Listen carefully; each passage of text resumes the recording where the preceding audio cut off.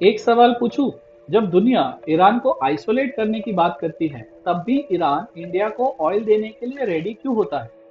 जब रशिया पर सैंक्शंस लगते हैं और अमेरिका और यूरोप ओपनली कहते हैं कि रशिया से ऑयल मत खरीदो, तब भी इंडिया उसी रशिया से ऑयल क्यों खरीदता है? और सिर्फ खरीदता नहीं, डिस्काउंट पर खरीदता है, अपने टर्म्स नेगोशिएट करता है और अपनी इकोनॉमी को प्रोटेक्ट करता है।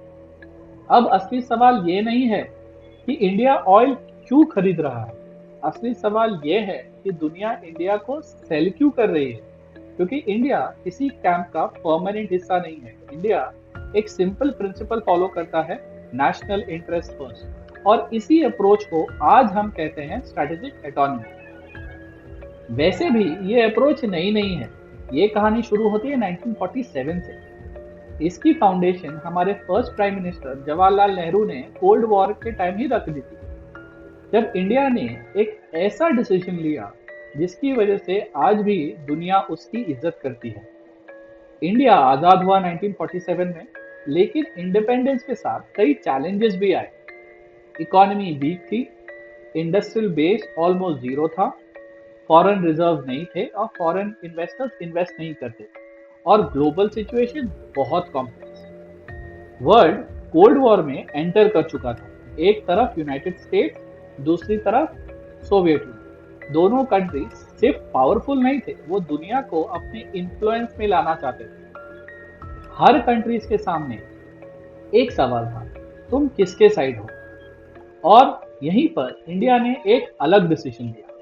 इंडिया ने कहा, हम किसी के साइड में नहीं रहना चाहते हैं। लेकिन ये न्यूट्रलिटी नहीं थी, ये कॉन्शियस चॉइस था। इंडिया ने डिसाइड किया, हम अपनी फॉरेन पॉलिसी किसी और के कंट्रोल में नहीं रहना देना चाहते। इस अप्रोच को नाम दिया गया नॉन अलाइनमेंट। सरफेस पर देखो तो ये पीस और कॉर्पोरेशन की बात लगती है, लेकिन रियलिटी में ये एक प्रैक्टिकल स्ट्रैटेजी थी। सोचो, अगर इंडिया किसी एक कैंप में चला जाता तो दूसरे कैंप के मार्केट्स, टेक्नोलॉजी और सपोर्ट का एक्सेस खत्म हो जाता। और सबसे बड़ी रिस्क ये थी कि पॉलिटिकल इंडिपेंडेंस के बाद भी इंडिया का इकोनॉमिक इंडिपेंडेंस दूसरों कंट्री। इंडिया के पास ये रिस्क लेने की कैपेसिटी नहीं थी। इसलिए इंडिया ने एक स्मार्ट चॉइस की, सबके साथ रिलेशन रखेंगे पर डिसीजन खुद का होगा। एक लाइन में समझो, मैक्सिमम ऑप्शंस इंडिया के पास, बट मिनिमम कमिटमेंट। और इकोनॉमिक्स में ऑप्शंस ही पावर होता है। इस पॉलिसी के बेनिफिट सिर्फ थियोरी में नहीं थे, इसके रियल इकोनॉमिक स्ट्रेटेजी रिजल्ट्स भी देखे गए। सबसे पहला बेनिफिट, इंडिया किसी एक सिस्टम में लॉक नहीं है। कोल्ड वॉर के दौरान इंडिया ने अलग अलग कंट्रीज के साथ काम किया। वेस्ट के साथ एजुकेशन और टेक्नोलॉजी में काम किया, सोवियत के साथ इंडस्ट्रियल और डिफेंस कॉर्पोरेशन किया, मिडिल ईस्ट के साथ एनर्जी टाइज डेवलप किया। ये बैलेंस तभी पॉसिबल था जब इंडिया किसी एक कैंप का पार्ट नहीं था। दूसरा बेनिफिट, इंडिया को डेवलपमेंट के लिए टाइम मिला। इंडिया किसी वॉर का फ्रंटलाइन नहीं बना। इसका मतलब था रिसोर्सेस वॉर में वेस्ट नहीं हुए, फोकस डेवलपमेंट पर रहा, इंफ्रास्ट्रक्चर बिल्ड हुए, इंस्टीट्यूशंस बने, इकोनॉमी धीरे धीरे स्ट्रांग हुई। तीसरा बेनिफिट, इंडिया की ग्लोबल आइडेंटिटी यूनिक बन गई। इंडिया एक ऐसा कंट्री बन गया था जो सबके साथ रिश्ता रख सकता था, ना कंप्लीटली वेस्ट ना कंप्लीटली ईस्ट, बल्कि एक ब्रिज। और जब आप ब्रिज होते हो तो आपकी इंपॉर्टेंस ऑटोमेटिकली बढ़ जाती है। चौथा बेनिफिट, इंडिया की बार्गेनिंग पावर स्ट्रांग हुई, क्योंकि इंडिया किसी एक कैंप का परमानेंट मेंबर नहीं था। इसलिए हर डील नेगोशिएट हो सकती थी। Energy deal, defence deal, nuclear deal, trade agreement, India के पास चॉइस थी।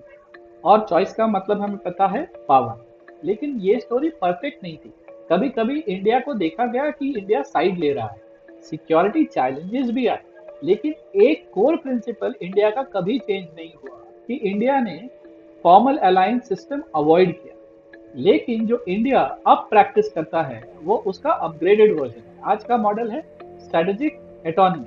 इसका मतलब सिंपल सिंपल है, इंडिया सबके साथ एंगेज करेगा, लेकिन किसी के अंडर नहीं रहेगा। इसीलिए आज इंडिया यूएस के साथ कोऑपरेट करता है, रशिया से ऑयल लेता है, मिडिल ईस्ट से एनर्जी सिक्योरिटी का वादा रखता है, यूरोप के साथ ट्रेड एक्सपांड करता है। ये कॉन्ट्रडिक्शन नहीं, ये एक डिजाइन है। एक लाइन में समझो, पार्टनर्स बहुत है लेकिन इंडिया का कोई मास्टर नहीं। अब सोचो, अगर कल इंडिया ये अप्रोच छोड़ दे और क्लियरली एक कैंप चूज कर ले तो क्या होगा? सबसे पहले इम्पैक्ट ट्रेड पर आएगा। इंडिया का ट्रेड नेटवर्क डाइवर्सिफाइड है। अगर इंडिया एक कैंप में अलाइन होता है तो दूसरे कैंप के साथ फ्रिक्शन बढ़ जाएगी, सप्लाई चेन डिस्टर्ब हो सकते हैं, एक्सपोर्ट्स, इंपोर्ट्स और ओवरऑल ट्रेड पे इम्पैक्ट होगा। दूसरा इम्पैक्ट एनर्जी पर आएगा। इंडिया अपनी ऑयल नीड्स दूसरों कंट्री से इंपोर्ट करता है और ये इंपोर्ट मल्टीपल कंट्री से आते हैं। अगर जियोपॉलिटिकल अलाइनमेंट की वजह से एक्सेस रिस्ट्रिक्ट हो गए तो ऑयल प्राइसेस इंडिया में बढ़ सकते हैं, उसके वजह से इन्फ्लेशन बढ़ सकता है, रुपये पर प्रेशर आ सकता है। तीसरा रिस्क सैंक्शंस का होता है। आज सैंक्शंस ग्लोबल पॉलिटिक्स में एक टूल की तरह यूज होता है। अगर इंडिया एक कैंप का एक्सटेंशन दिखता है तो दूसरा कैंप नाराज हो सकता है और वो भी रिएक्ट कर सकता है। फाइनेंशियल सिस्टम और ट्रेड चैनल डिस्टर्ब हो सकते हैं। चौथा इंपॉर्टेंट है इम्पैक्ट है बार्गेनिंग पावर का जाना। बार्गेनिंग पावर जा सकती है, नेगोशिएशन पावर जा सकती है, लेकिन अगर इंडिया प्री अलाइंड हो गया तो नेगोशिएशन फ्लेक्सिबिलिटी कंप्लीटली खत्म हो जाएगी। और सबसे इंपॉर्टेंट, इन्वेस्टमेंट परसेप्शन भी चेंज हो सकता है। आज इंडिया एक अट्रैक्टिव डेस्टिनेशन है, लेकिन अगर इंडिया किसी कैंप में दिखा तो फॉरेन इन्वेस्टर्स बाहर जा सकते हैं और एंड में सबसे बड़ा लॉस होगा हमारा अपॉर्चुनिटी का, इंडिया ग्लोबल ग्रोथ में पार्टिसिपेट करने का। तो कंक्लूजन सिंपल है, इंडिया पावरफुल इसलिए नहीं बना कि वो किसी कैंप को ज्वाइन नहीं किया। इंडिया पावरफुल बना क्योंकि उसने अपने चॉइसेस खुद ली।